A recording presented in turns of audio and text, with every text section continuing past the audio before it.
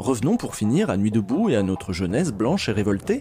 Celle-là n'a pas encore reçu sa petite leçon d'humilité. La voilà donc qui s'indigne du traitement qu'on lui inflige. Mais prudemment, elle ne veut pas faire d'amalgame. Après tout, on a besoin de la police. Après tout, nous aussi, on a des iPods et des smartphones. Et puis, il faudrait pas qu'on fasse d'amalgame non plus entre les casseurs et les honnêtes manifestants, les gens normaux.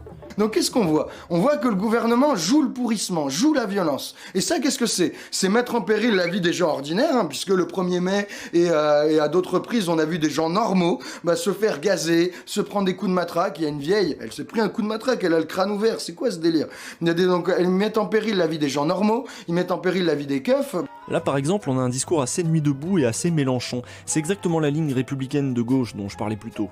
On ne dénonce que l'instrumentalisation par le pouvoir politique de la violence de la police, sans aucune critique de l'institution policière elle-même. Au contraire, on accrédite même l'idée selon laquelle il y aurait des casseurs et des gens normaux. Donc en gros, tout le monde serait gentil à la base, les flics comme les manifestants, et ce serait le gouvernement qui aurait tout fait pourrir. La violence légitime du mouvement social et celle institutionnalisée du bras armé de l'ordre dominant sont renvoyées dos à dos comme si elles étaient à égalité. Les flics, ils ont des chances de voir leur image dans la population ternie, parce que qu'est-ce que c'est des flics qui matraquent des vieux, c'est chaud. Hein. Qu'est-ce que c'est des manifestants qui sont tellement violents, qui sont obligés qui se sentent obligés de gueuler, d'envoyer des trucs et de dégrader des biens. Ça aussi, ça nous fait passer pour des cons. Moi je suis pas sûr. Et si, au contraire, ça faisait en sorte qu'on soit plus pris au sérieux qu'avec des djembés, des fanfares et des friox pour les keufs.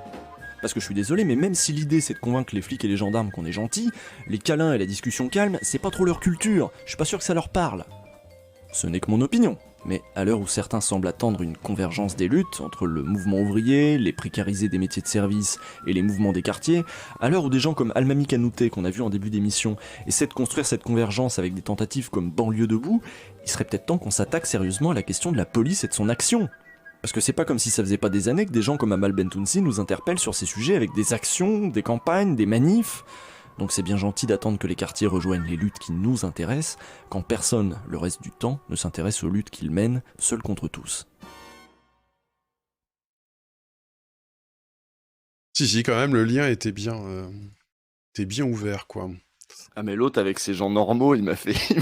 Ah bah, ça c'est un truc, l'explosion, quoi. Et oui, t'as raison, c'est toujours la France insoumise. Hein. Ah, j'ai vrillé sur les gens normaux là en réécoutant, j'avais oublié cette phrase. Ouais.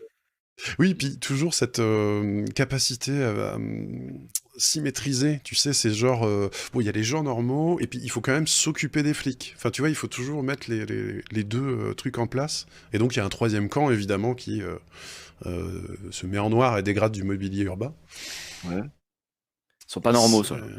Voilà, ça, c'est les gens pas normaux, c'est les machins, etc. Mais moi, ça m'a toujours assez... Mais effectivement, hein, comme tu l'as rappelé tout au début, hein, pourquoi est-ce qu'il y a une gauche qui est fascinée par... comment ça s'appelle, par le bien-être policier, presque, quoi. C'est ça, je ne comprends pas. J'y suis jamais arrivé à comprendre pourquoi cette position était aussi répandue, quoi.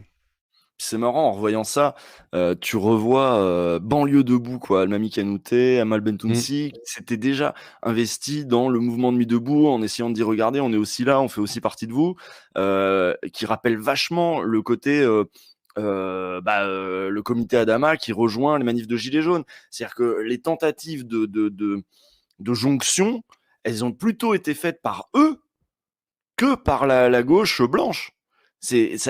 En revoyant ça, je me dis mais ça fait des années qu'ils essayent. Ça fait des années qu'ils essaient de rejoindre le mouvement social blanc en disant on est avec vous, mais soyez un peu avec nous, s'il vous plaît. J'avais oublié qu'il y avait eu cette tentative aussi avec Banlieue debout. Ouais.